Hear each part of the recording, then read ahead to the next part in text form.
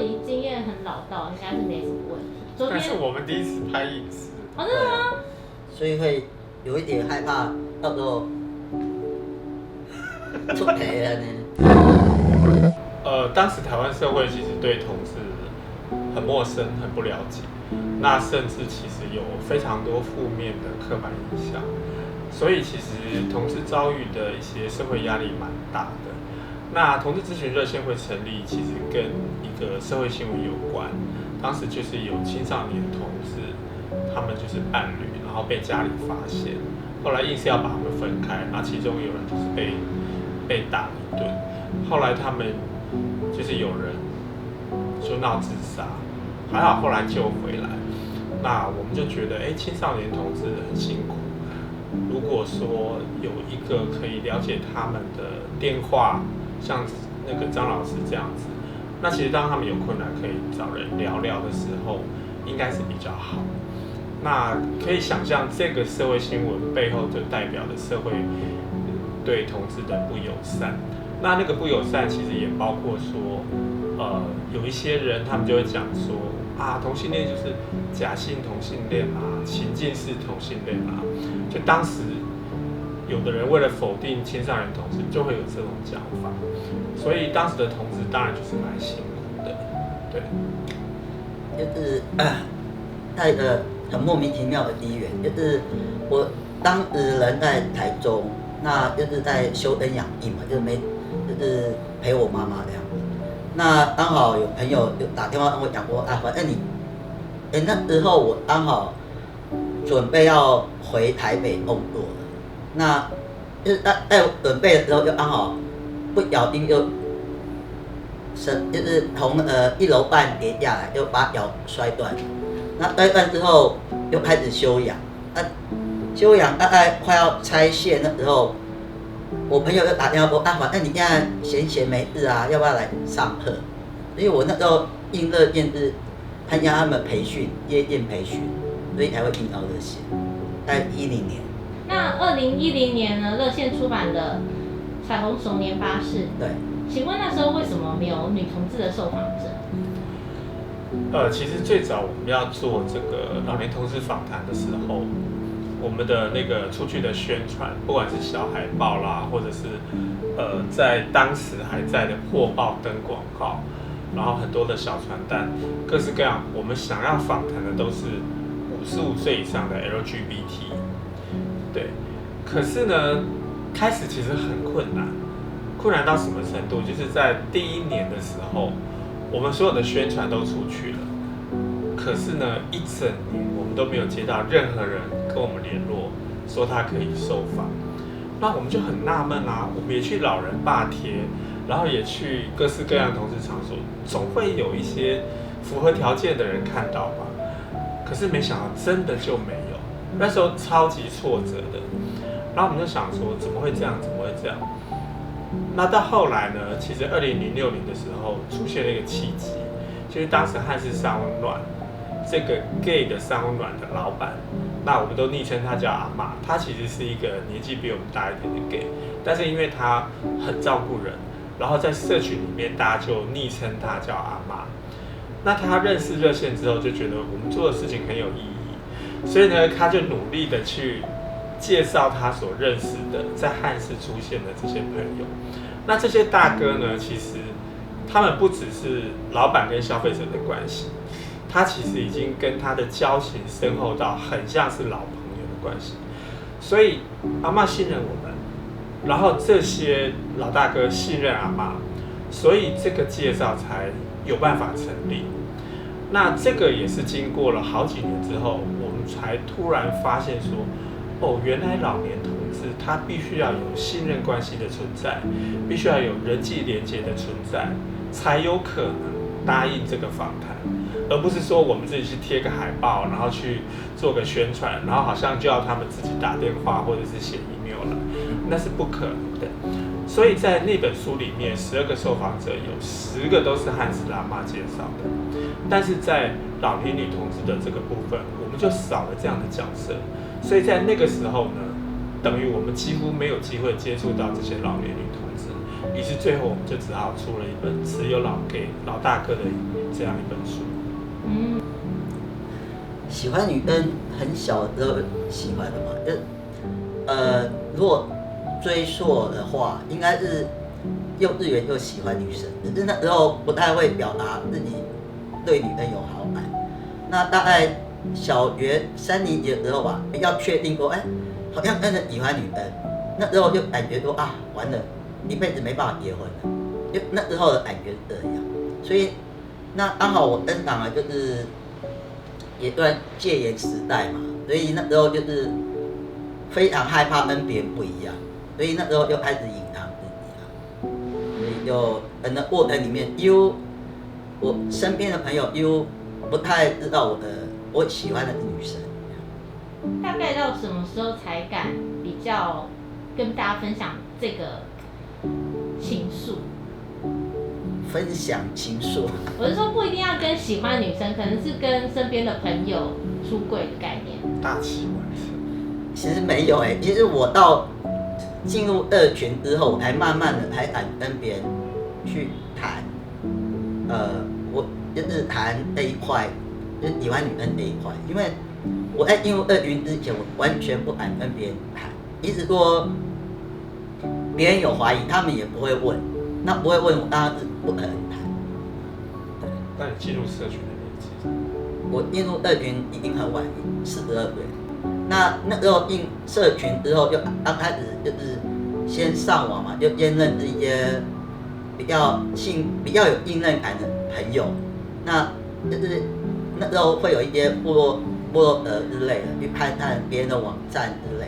那觉得说，感觉朋友好像蛮正直，应该蛮安全的，因为那时候还蛮害怕遇到一些不好的朋友之类。那所以就会约出来见面，那慢慢熟了之后，就会跟越来越多的人接触。那接触，那时候就交了一个女朋友。那女朋友那时候刚好05年要办拉子影展。那我当时的女朋友就说，我们去赞助他们，去帮他们买一些纪念品啊，或者是什么，就赞助他们。所以那时候我就跟那个女朋友去板桥，就是性别人员协会的办公室。那时候又认识王平他们。那时候王平他们也需要有义工，需要有人帮忙。那时候我们比较时间可以，所以我们就开始帮忙他们。那就也是从那个时候开始进到社群里面。我想请问你那时候的经验，要交到等于像同性恋的朋友好了，是比较是要在网络寻找呢，还是要去同志的一些活动，或者是同志的夜店？你是说当时吗？当时。我们当时因为当时很多团体很喜欢办网聚，就是网络聚会办联谊，就配对联谊。你要参加一些活动，你还有机会去认识别人。可能当下你认识的朋友，他不一定会成为你的伴侣，可是你可能会因为认识他，再认识他的其他朋友，就是透过让你慢慢的扩大你的交友范围。我们那时候当然也有一阵子蛮流行那种笔友啊，可是那个笔友还是不太实际。那时候比较不太流行网络交友，因为那时候网络也不是那么的发达，也不是那么的便利。那时候的网络就是 PPT 吗？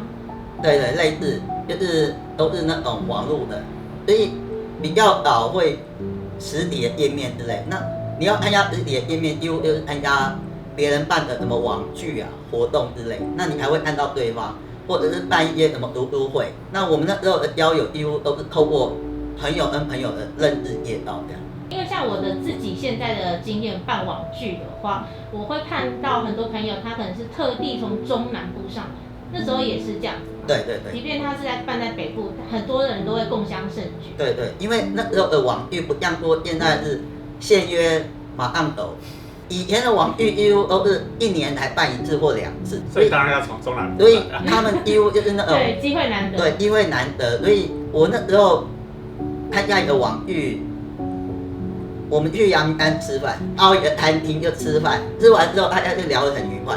那聊得很愉快，就其中有一对就说，他们有在附近租了一个旅馆，就问我们要不要去他们那个旅馆去看一下。那时候的摊家都会很舍不得离开，就会一直续花，就又去他们那个旅馆。就是说，因为在当时你很难得遇到一个跟你聊得来的朋友，所以你很珍惜那种相处的机会。再见面不是何年何月？再见面，因为大家有时候有些都是从东南部或什么，他们可能就是为了这一天来，他们也而且那时候的联络不像现在那么方便。所以那时候一定没有赖群嘛？要没有，那时候都没有赖啊。所以要一个一个打电话讲说我们约哪里这样。没有，他只是贴一个公告，就是说他某年某月在哪里会办一个网聚，那如果你要你就报名，那你要有兴趣报名，他还会跟你通知说在哪里哪一个地方有用一个什么标志当那个信号，就是当一个一本书啊或者一个什么挖沟，就是放在那里，那你就玫瑰花。对，类似那你就去，你还会跟他。就是还是要暗号，不能对，明因为说。那时候还是很怕出轨啊，因为还是有很多，意思说我们跟对方已经像一个晚上聊下来，已经非常好像革命党的剧，非常有默契，我们也不太会去说自己做什么，自己从事什么行业，或者是自己的真实姓名都不会，几乎都不会。那真实姓名大多是在交往后才会知道吗？那要看你交往到什么程度了。还有区别。对，如果你刚开始交往，也不太可能会知道你的所有状况。如果说对方愿意把他的家人介绍给你啊，或者是他的一些，那已经是很虚。对，那很硬的，你还有可能知道他的真实姓名。我的原则上，因为以前也常会有那种，就是伴侣吵架就去公司闹啊、霸凌，或者是帮你出柜之类的，所以。其实那时候的交往，刚开始也都不太清楚对方真实姓名。在做这次访谈的研究，发现就是阿嬷的女朋友啊，其实在受访者都有一个所谓的昵称，但是因为你们写完你们的文章以后，还是会给他们看，他们还会要求再更改昵称。那这个状况在手八就没有，没有，完全没有。但我觉得那个保护其实就是来自于没有安全感嘛，可是因为长期的一种处境上的困难，所以让女同志比男同志更没有安全感。那个没有安全感就会反映在他们对于隐私的保护是更在意。对，所以我觉得还是回到其实是社会的不友善。有些是为了要保护其他人，有些是为了怕身边的人发现。因为有些大姐他们到目前为止，他们还是有出柜压力，就是说他们可能。有些，因为我们按书就知道，有些是进入婚姻嘛，那他可能不希望他的小孩或孙子看到，以前他阿嬷是这个状态之类。那甚至于说，如果没结婚的大姐，他们可能也害怕他们的兄弟姐妹的小孩，或者是邻居，或者是跟他比较熟的朋友，知道说原来他们是怎么样，因为还是出柜对。一些大姐来讲还是有压力，因为我们的生活环境是在一个戒严的状态，所以我们从小就被那种压力压大长大，所以我们原则上我们对一些环境或者什么，我们会先讲到说不要成为一个突出的对象，被攻击的对象，所以我们会尽量的隐藏。这本书里面11位大姐，她们并不能代表全台湾。因为台湾太多人，可是为什么我们找不到其他的人？是因为大家都有出柜压力。那如果他好不容易把他隐藏40-50年或者是60-70年的生命故事隐藏起来，他怎么可能会跟你当不认识的人分享他的生命故事？而且这一分享可能对他会造成他生活上的一些其他的改变，所以他们会害怕。那刚刚有讲说，其实要找出这么多的女同志愿意告诉你们故事，其实不容易。后来是怎么样慢慢收集到这些珍贵的愿意告诉我们的人？靠他的坚持。对，不能说完全靠我啦，应该是。你不是有说在有生之年一定要看到这本书？对。你可以想象吗？就是一个我们小组里面年纪最大的 T， 然后在大家面前掉眼泪，这是多么的有压力的事情。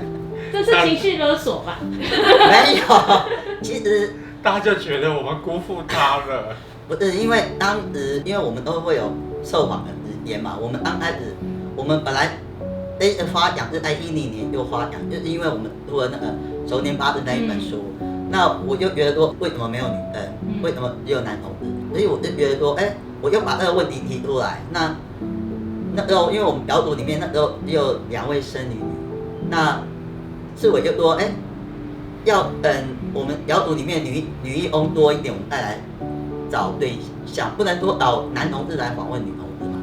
所以原则上我就等到2012年，那2012年我们还是找不到人啊，因为没什么人啊，因为我们就是登广告啊，或者那个什么破报，还有那个摇爬、互爬什么的，或者一些脸书发英文都没有人要理我，就很难。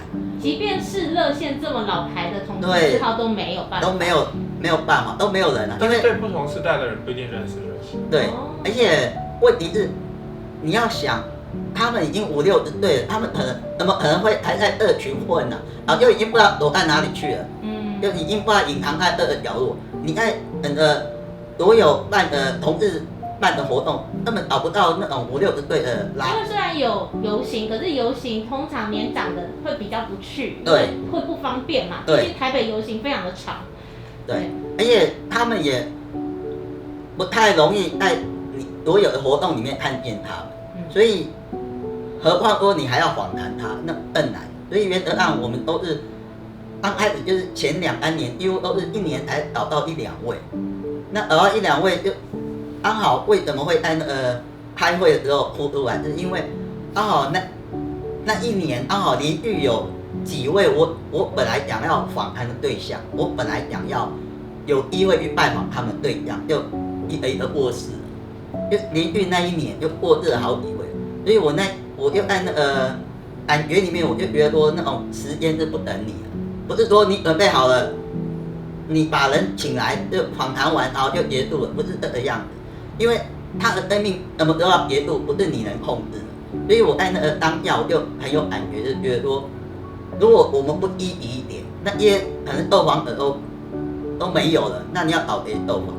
所以那时候才会在开会里面就是有感而发，就是掉了几滴眼泪这样子，并不是完全没有想到要情绪勒索之类的，完全没有。没有，其实那个是开玩笑眼泪的力量，但是眼泪的力量是很巨大的。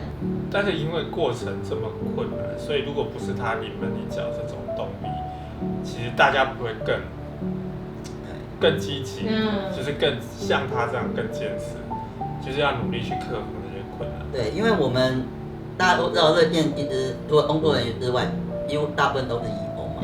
那大家也没有领薪水，大家也没有特别义务一定要帮你做什么事情，所以原则上大家就是我能做什么就做什么，不会特别的，就是说。因为大家都还要工作嘛，还要生活嘛，所以他不可能说全心全意去帮你找受访者，或者是帮你做一些什么事情。所以原则上大家只能尽力而为。那就是因为有这层关系之后，大家发觉，好像这件事不能再拖下去了，所以那时候小组里面才会全部动起来。